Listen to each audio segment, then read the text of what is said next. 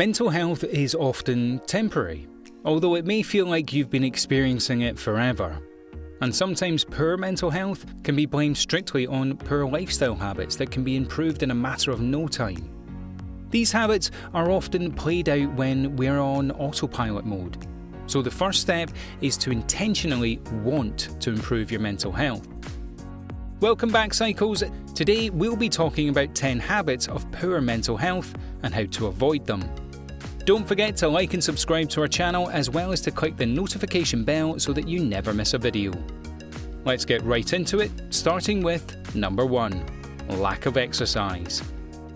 Exercise has been referred to as the natural antidepressant to the natural mood booster. Exercise is thought of as a natural antidepressant because of all the positive hormones and chemicals it releases in the body during physical exertion, such as endorphins and other feel-good hormones. Exercise also warms up the body for a calming effect, while also increasing blood flow to all our organs and muscles, allowing them to work at their optimal level. Exercise also has a meditative effect, which helps with distracting ourselves from our racing or negative thoughts and boosting confidence, while allowing you to have time for yourself. Exercise like yoga, dance, running, weightlifting, etc. all include some type of tempo or counting, which is a great way to increase memory and mind-to-body interaction. So exercise is great, but be sure that you're not exercising for the wrong reasons or overdoing it, as this can have an adverse effect on mental health. Number 2, excessive screen time. Smartphones, laptops, even televisions are all okay in moderate amounts. However, they are extremely difficult to stop once we are engaging in them, meaning you need to put in a good amount of effort to undo the autopilot screen time we're all guilty of. Truth is, when we are interacting with screens of all types, we are constantly bombarded with apps, colours, sounds, animations, options and buttons, which is a lot of information to be taking in at one time, leading your brain to literally become exhausted. Not to mention, we usually use our screen time in an attempt to procrastinate things that we know we need to get done, leading to stress and worry when we don't get things done in a timely fashion. According to the Journal of Affective Disorders, excessive screen time could worsen symptoms of depression, anxiety, chronic stress, and low self-esteem. A large factor of this has to do with the content of the information we're consuming during screen time. A constant flow of distressing news reports, the continuous comparison of ourselves to others can play a huge role in the state of your mental health. Number 3, excessive social media use. Speaking of smartphones, excessive social media use has a negative effect on mental health in addition to excessive screen time. According to a study released by Psychiatric News, there is a steady link between the use of multiple social media platforms and a heightened risk of depression. Social media demands our attention with notifications, keeping our attention with constant new information, and makes us feel like we're missing something when we don't have it around. Social media is also filled with people capturing the best moments of their lives, which makes us feel inadequate or not good enough. This is a huge factor related to the loneliness and depression we feel from excessive social media use. However, if you don't have platforms like Facebook or Instagram, don't think you're off the hook. Even the act of constantly checking emails or news alerts could have a negative effect on your mental health. Number 4, surrounded by clutter. Is your room, office or car starting to look like an episode of Hoarders? If so, listen up. To declutter a space is to declutter a piece of your mind. When your environment isn't ideal, whether or not it is cluttered, you simply can't think and function to your fullest capacity. Clutter is mental noise because we're constantly inputting information into our brains when we look, see, taste, feel, or hear something. So the more we have to look at, aka clutter, the more distracted we are subconsciously, which can lead to poor mental health and mental exhaustion. Clutter can also act as a safety mechanism for us when we are afraid to let go of the past. So for decluttering to really work, you but be getting rid of old clutter that you no longer use. This process is not only daunting, but it's actually nerve-wracking to some people. However, when you're on the side of throwing stuff away, you will feel a major relief in stress, anxiety, and weight on your shoulders. Start small and make a fun day of it. It's only daunting because you've convinced yourself so.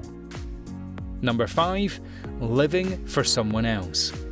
Showing consideration for someone else's feelings is a good foundation to any relationship. However, if you begin to prioritise someone else's feelings before your own, you may be in trouble.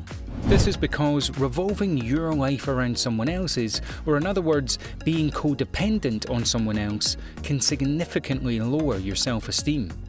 While preventing you from establishing healthy boundaries, living codependent for long enough can also increase feelings of shame, inadequacy, rejection, and abandonment, which are all far from good news for the state of your mental health.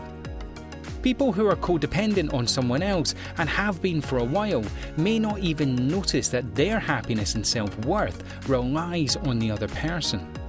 So it is important to ask yourself questions like, who am I when I'm alone? What are my hobbies? Do I set boundaries in my interactions? And am I strong enough to stand up for myself?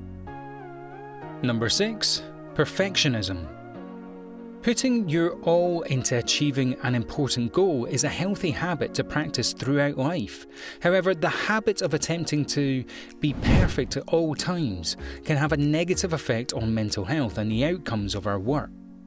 In psychology, perfectionism is actually split into 2 different types: positive perfectionism and negative perfectionism. That actually helps you in doing your best with no negative effects. Positive perfectionism habits include attainable goal setting, not risking their anxiety or stress, setting healthy work boundaries, and enjoying the process as much as the outcome. Negative perfectionism habits, on the other hand, include setting goals beyond reach, dissatisfaction with anything shy of perfection, distraction with thoughts of failure or disapproval, and viewing mistakes as evidence of inadequacy.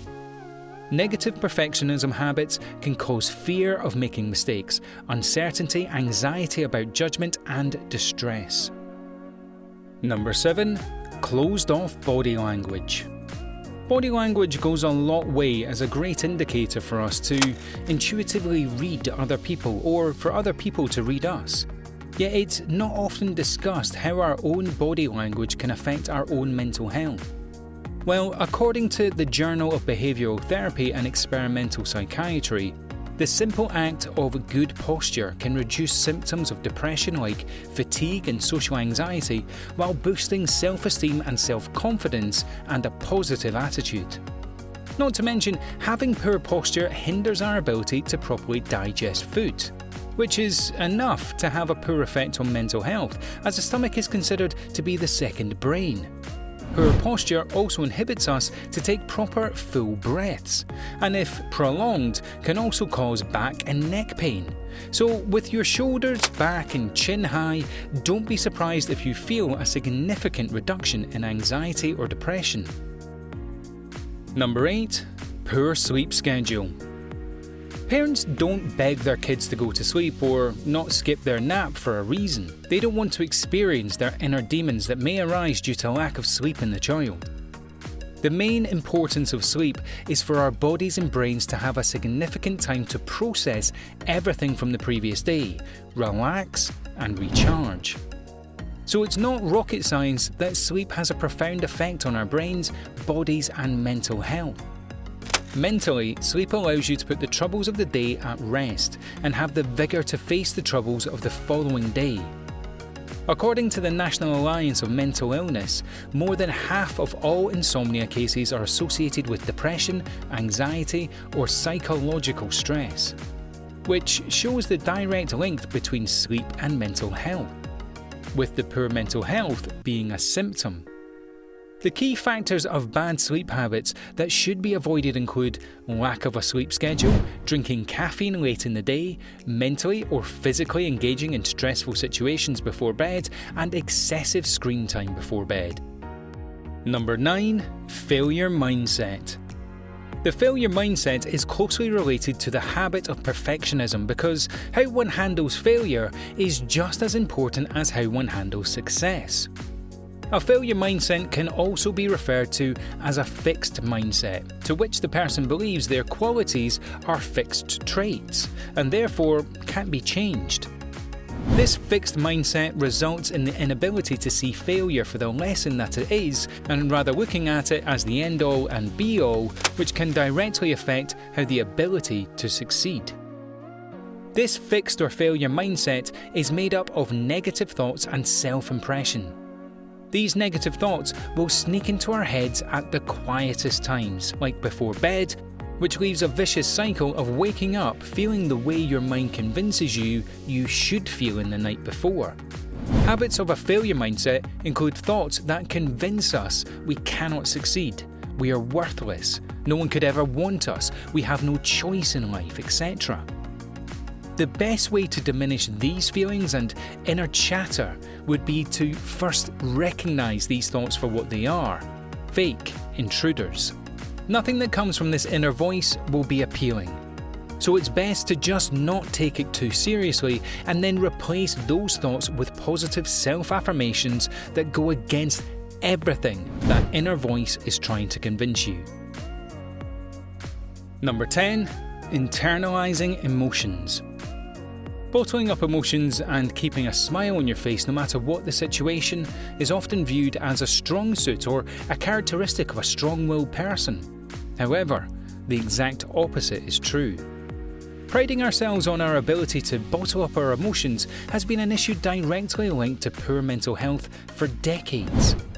Neglecting or internalizing negative emotions makes it easier for our brains to convince us of them, because we have no one to tell us that these negative and often false thoughts are crazy.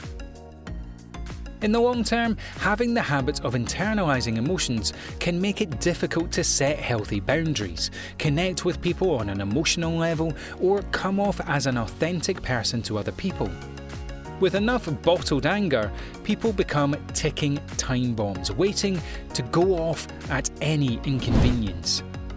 Some easy way to avoid internalizing emotions are to write down everything bothering you, vent to a friend, parent or spouse, or channel your anger into other activities like the physical exercises you'll be doing from now on, right?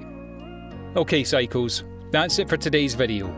Do you have any of these habits, and if so, how do you manage them? Let us know in the comments below. Also, make sure to leave us a like, share this video with your friends, and also subscribe to our channel for more Psycho videos. We hope you learned something, and we'll see you in the next video.